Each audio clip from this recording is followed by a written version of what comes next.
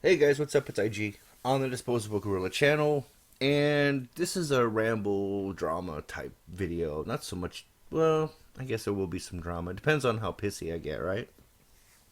And this is like the third take, because I'm, I'm rabbit trailing and going off on tangents because it's late and I'm tired and I really want to go watch a movie and go to bed. But um, I'm having fun with these videos for right now. Now he does a video where you can see saying apologizing to IG, and he doesn't really apologize. But anyhow, he says he's not apologizing for the whole definition of the word bigot thing, and I don't want an apology for that. We have a different perspective on when it's appropriate to use that word. We have a difference of opinion. No apology necessary. I was just expressing my opinion when I think we should use the word, and we should be more careful with it. He disagrees. That's fine. The reason I think I deserve an apology is because I think he purposefully represented my position correctly in order to make his point. In order to make his point, make him seem like some kind of hero, like he's this shining knight of defending what's right, and I'm this lowly scumbag that would let evil deeds go unpunished. And that's kind of the feeling I got from his video. Rather than an intellectual discussion about when it's appropriate to use the word bigot in a title of a video, especially when the video in question that he's calling the person bigoted for really wasn't that bad. Anyhow, that aside, that's what I thought I deserved an apology for. And that's why I decided to apologize myself and clear up any misconceptions about my opinion about Mike and where he stands, in regards to bigotry. And again, in this video, he misrepresents or he exaggerates my position in a way that's derogatory towards me. And dude, if that's what makes you feel better about yourself, that's fine. You can have it. But I don't see the reason for apologizing to me about Saint's Revenge. Now, for those of you who haven't seen Mike's video, he goes into detail about the Saint's Revenge, or as he's now known as E. Percy. Um, but Saint's Revenge goes back a long way, and to give you a little bit of history, he was the guy, the atheist, that had this picture of two Jesuses engaging in anal sex, and it was titled Jesus effing Christ, and which I took offense to, and not necessarily did I take offense to the picture, but I took offense to where he brought that picture and what kind of people he exposed it to. Now, Saints Revenge was very active back in the day and would stand outside of churches with this kinds of pictures and other pictures like it. And families would come out of church with their children and elderly people, and he would incite discussion and then film this discussion and then clip out when the religious person got angry and used that to mock religious people. And that's what I had a problem with. And that's what I told Mike that I had a problem with. And I thought that this person, wasn't very scrupulous. I thought it wasn't very intellectually honest of this person. And Mike was okay with it. Mike was okay with having pictures like that in front of children to promote atheism. So maybe that's why he's apologizing. No, that's not why he's apologizing. He's apologizing because he associated himself with someone who's gone off the deep end, who's, in his words, jumped the shark. And it wasn't the chemtrails or some of the other weird and wacky conspiracy theories that Ernest had come up with that caused him to cut bait. It was when he did a video calling, what's his name, Lawrence Krauss, a Jude. That's what made him cut bait, was this seemingly anti-Semitic reference to Lawrence Krauss. So it wasn't enough that he was taking these offensive pictures and showing children. It wasn't enough that he went off the deep end in, conspiracy theory. It was now, he's an anti-Semite, so now I have to cut bait. Which, it's fine. If that's what he wants to apologize to his subscribers for, that's fine. But I really don't understand why he's apologizing to me.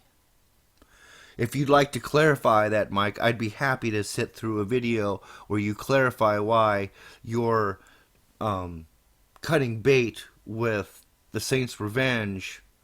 For some reason, you need to apologize to me for that. Would be interesting for me to watch and better understand your motivation. Or are you just purposely apologizing to me for something that I don't want an apology for, to signify that you know that what I really want an apology for? I don't know. Maybe I'm thinking too far ahead and thinking about this too much, which might be the case. So at any rate, moving on. The next thing I want to talk to you guys about is Mr. Stephen Bachman. Stephen is a friend of mine.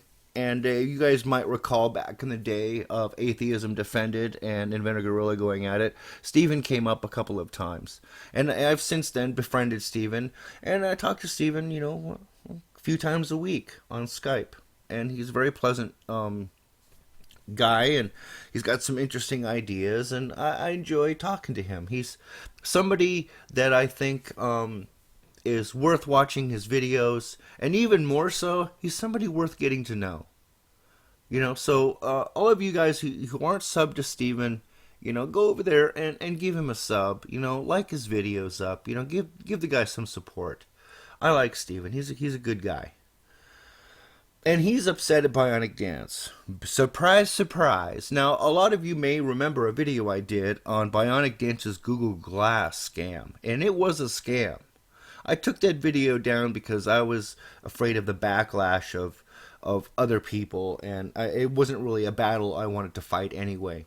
But I will sum up for you. Now, Bionic Dance did a charity event. Basically, she did an e-begging video saying that she has this mental problem, and she has a hard time remembering people's faces and their names, and instead of, like the rest of us, looking like a douche for not remembering somebody's name and having to ask them, she decided it would be a good idea to play on the hearts of her subscribers to buy her Google Glass so that she could look at someone and then identify them and not have to remember their name. And I pointed out that, number one, there is no software for Google Glass to do this. And Google has already addressed this and said that they would not allow such third-party software. Which made me very suspicious. And I made it clear in my video that if she had done a video saying, hey, I can't afford this thing, can you guys get it for me or help me get it, I wouldn't have had a problem. But the fact that she used her medical condition to pry on people's emotions in order to get the funding, that's what bothered me. Because her medical condition, in my experience, doesn't keep her from remembering people's names any more or any less than any other average person her age. Now, I might be wrong about that, but if you'd like to send me a link proving me wrong, I'd be happy to read it on another video. Now, Stephen was one of the people, excuse me, that gave money to this fundraiser. Not only did he give her $100, but he has also supported her. He's bought one of her sweatshirts, and he's bought a mug, and been, a fan of Bionic Dance. And that's fine. He can choose who he wants to support, and I don't have a problem with that. What I do have a problem with is after hearing the story that while Stephen was in a hangout in a discussion with her, she called him an idiot. She treated him like a fool. All because of a very logical question. a very logical statement. And as far as I understand it, his point was about time travel. And let's imagine, the solar system is constantly moving. Not only is our planet moving, but our solar system is moving, right? Inside our spiral galaxy. Now, if the time machine goes to the exact same place at either a future time or a past time, then there's a good chance that you would be floating in space. I think that's completely logical and a pretty good observation. As a matter of fact, something I hadn't thought of before. But Bionic Dance deemed him an idiot for this, and he was upset by it. This is someone that had looked up to her, who had supported her, and she treated him like garbage. And then when he decides to do a video complaining to her about the Google Glass debacle, complaining to her that he felt as though he had been misled by her for her intentions, she wrote him a nasty email saying that she wouldn't even watch the video. And what we're looking at is Steven's reply video. And what I'll do is I will put a link to both videos and Agent of Doubt's video in the description. Please go over and take a look. And I'm thinking about putting my video back up about Bionic Dance and my feelings on the whole Google Glass thing. Because I honestly believe that she misrepresented the capabilities of Google Glass, played on her subscriber base's emotions to get the funding. I think it was dishonest. And like I said before, all she really had to do was say, hey, I'm broke. I want this. Can I have money for it? She probably would have gotten it. I mean, a video that short, saying exactly that, she's got enough subscribers and enough people that support her. She probably would have got it. But no, she did it in a way that I think was less than scrupulous. Just my opinion. Please check out Steven's video. Check out Agent of Doubt's video. Leave your comments in the down below. And I'll see you guys on the next one. Ponage video is coming. So stay tuned. Cheers.